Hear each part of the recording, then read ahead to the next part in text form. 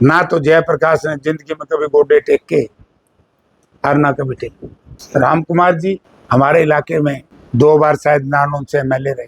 Vote जो पड़े न जब तो सब क्या नाचा कमे और वोट लेंदे न्यू नहीं मेरा के कहने लायक से। साहब जो सद्भाव यात्रा है विजेंद्र सिंह की वो लगातार सवालों के घेरे में है। कल वो बादल विधानसभा में थी और आपके प्रदेश अध्यक्ष राव नरेंद्र सिंह उस यात्रा में शामिल हुए, जबकि स्थानीय जो विधायक थे कुलदीप बस वो नहीं आए।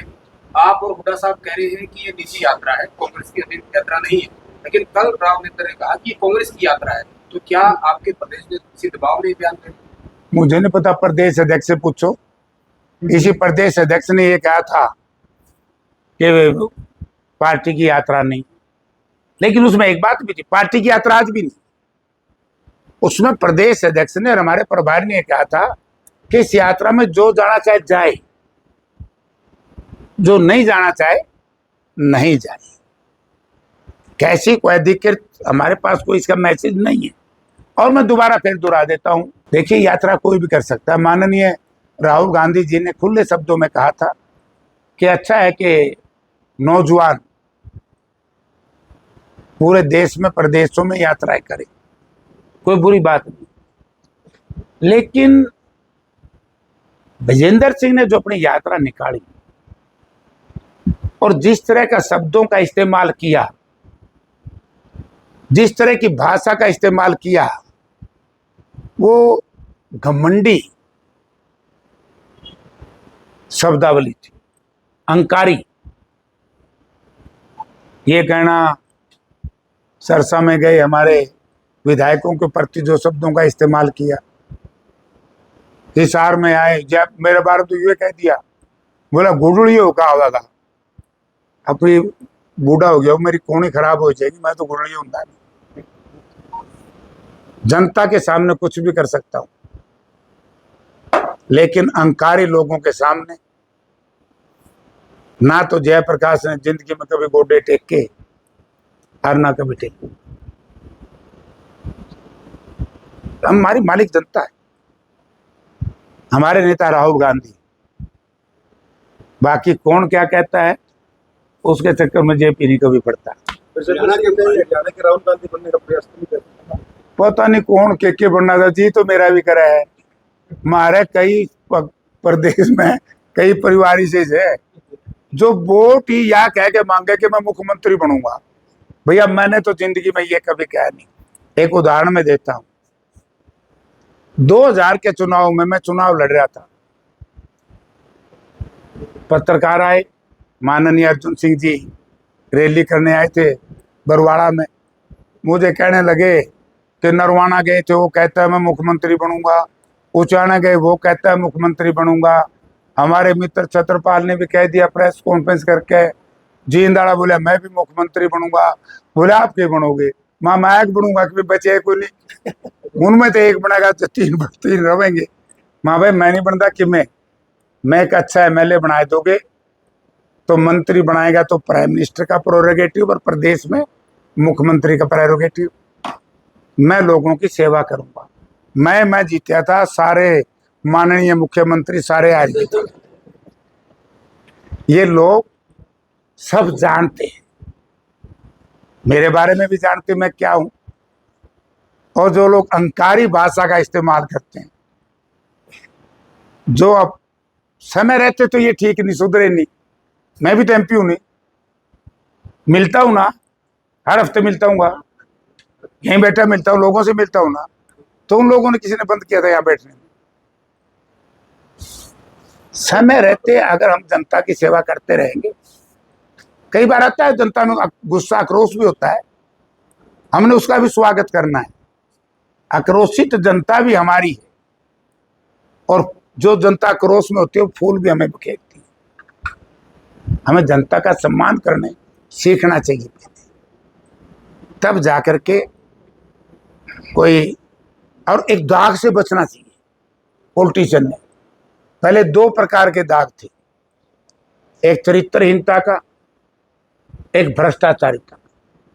मैं 1989 में पहली बार एमपी बना तो मैंने लोगों से कहा था कि मेरे बारे में दुष्प्रचार तो मेरे बिला के रवाए, मेरे पड़ोसी हैं, दो परिवार ऐसे हैं जिनका सारा दिन यूं काम है, कुत्ता किसी का मर जाए तो रुके जेपी मार गया।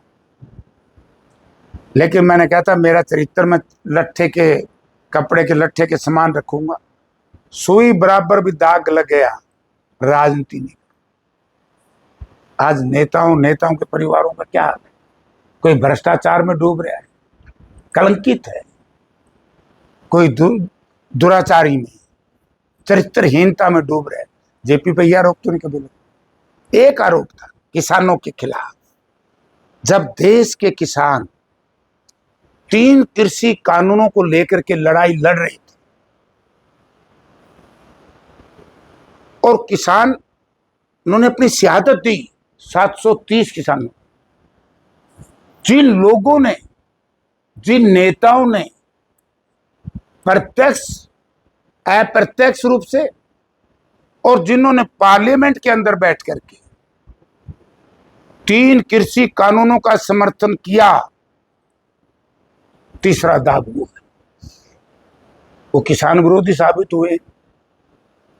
आज जयप्रकाश जो एमपी है, ये ठीक है पार्टी ने मुझे टिकट दिया, इसमें कोई दो राय नहीं, मैं पार्टी का हूं, लेकिन पार्टी का जयप्रकाश है और एमपी बनाने में किसान संगठनों का बहुत बड़ा योगदान रहा है, जनता का योगदान। क्यों? क्योंकि मुझसे पहले भाजपा के जो लोग थे उनके ऊपर ये दाग था कि इन्होंने किसानों के खिलाफ अपना मतदान किया है, वोट डाला है। और अच्छी चीजें भी सीख लो, वो जेपी से सीख लो। मैं उन परिवारों को कहना चाहता हूं जो मुझे गालियां निकालते हैं, पॉलिटिकल परिवार, जनता नहीं निकालती। 1997 का उदाहरण, ये किसान लोग भी बैठे। मैं एमपी था हरियाणा विकास पार्टी और भारतीय जनता पार्टी के गठबंधन का। मंडियाली में गोली चली थी, गुप्ता जी को जरूर याद हो। मंडियाली में जब किसानों की शोक सभा थी, स्वर्गीय चौधरी घासीराम उस वक्त किसान यूनियन के प्रधान थे। मैंने मंडियाली जाकर के लोगों से कहा था कि मैं सरकार के साथ नहीं हूं, मैं किसानों के साथ। घासीराम ने इनको कहा था, और मैं लो घासीराम जी, मेरा इस्तीफा और जो नेता प्रतिपक्ष है उन पर भी मांग लो, जो किसाना के ठेकेदार हैं। को किसान रतन कुआ हुआ है, को कुछ कुआ हुआ है। तो मौका था 2-3 परिवारों का, जब 730 किसानों की शहादत हो चुकी थी, हमने भी त्याग किया था। मेरे को बंसीलाल जी ने पार्टी से निकाल दिया। जब ये मतदान हो रहा था 3 कृषि कानूनों को लेकर के, तो उस वक्त ये कहना चाहिए था, जो उस वक्त के एमपी थे, कि भैया मैं किसान वर्ग से हूं और मेरी कलम से मैं किसान का कत्ल नहीं करूंगा। क्या करती पार्टी? मेंबरशिप तो रहती, पार्टी से काट लेते, किसानों में आके बैठ जाते। बंधा हुआ था पार्टी से? बंधा नहीं, पार्टी का बंधन का मायना ये नहीं है। फिर पार्टी से बंधे हुए हैं तो किसानों का कत्ल करने की इख्तियार नहीं है। त्याग है तो रह जाओ पार्टियां में, फिर क्यों बात ध्यान दो। जब भी मन गाड़ दे में, ये भी मन गाड़ दे में। हम किसान वर्ग से आते हैं। अगर किसान के साथ या मजदूर के साथ अन्याय होता है, क्या विरोध करना चाहिए कि नहीं? आज जिन जिन लोगों ने, मेरी बात हुई पंजाब के अकाली दल के नेताओं से, बोला जयप्रकाश जी हमारी पार्टी का सर्वाइवल मुश्किल है। मैं क्यों? बोला लोग नेड़ी नहीं लगन देंगे। वो कहते तुसी तो 730 किसानां दे हत्यारे हो, की मंगदे हो तुसी किसान तो, की मंगदे हो तुसी मजदूर तो अब जो 730 किसानों ने अपनी शहादत देने पर मजबूर किया जिस कानून ने, आज वो ये कहें कि हम किसान के नेता बनेंगे, मैं नहीं समझता। जब तो किसान से माफी नहीं मांगेंगे, चाहे इधर वाले हों, चाहे इधर वाले हों और चाहे सामने वाले, इसलिए पदयात्रा में शामिल नहीं हुआ। नहीं, पद यात्रा तो व्यक्तिगत तो उनके, मैं चक्कर में नहीं पड़ता। मैं किसाना के साथ हूँ और मेरा खून का आखिरी कतरा भी किसान के साथ रहेगा। पूर्व मुख्यमंत्री मनोहर लाल जी का एक बयान आया है कि जो पूर्व मुख्यमंत्री भूपेंद्र सिंह हुड्डा को रिटायरमेंट लेनी चाहिए। बीजेपी वाला तो भूपेंद्र सिंह हुड्डा हो दिखे है, ये मनोहर लाल जी ने क्यों नहीं ले लेना चाहिए? ये जो वो है कि नहीं, डुगडुगिया वो डब्बे में पीछे काट दे तमाशा दिखाना रहा, जो भी है। आप एक बताइए, वैसे मनोहर लाल जी ने रिटायरमेंट लेकर के एक और काम करना चाहिए।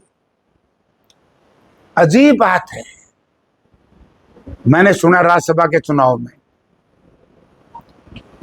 एक पार्टी कहती है कि दिल्ली से टेलीफोन आएगा तो वोट कास्ट करेंगे, एक पार्टी कहती है कि मुझे भी मनोहर लाल जी ने कहा था कि तू भी चुनाव लड़ ले। अजय सिंह ने कहा कि नहीं? लोक दल के लोग 3:30 बजे तक इंतजार करते रहे कि नहीं वोट डालने की। चंडीगढ़ में 12 बजे प्रेस कॉन्फ्रेंस, 2 बजे प्रेस कॉन्फ्रेंस, 3 बजे ओ एक जब स्वर्गीय चौधरी चरण सिंह का शक्ति परीक्षण था तो अकाली दल ने कैसे किया था? 8 मेंबर थे अकाली दल के, फैसला नहीं ले सके थे। वो कहते मेंबर हट फैसला हट द हट। फैसला जब यही लेना था, वोट नहीं डालना, तो पहले क्यों नहीं दिया? कांडा साहब की बात का कंडेम क्यों नहीं किया मनोहर लाल जी ने? कांडा साहब का बयान आया, मेरा तो नहीं। मनोहर लाल जी ने, कांडा साहब ने कहा कि मनोहर लाल जी का टेलीफोन आया है कि लोकदल की 2-3 सीट जितवा दो और ये कांग्रेस को हराने के लिए उम्मीदवार खड़े करेंगे। कहा कि नहीं कहा?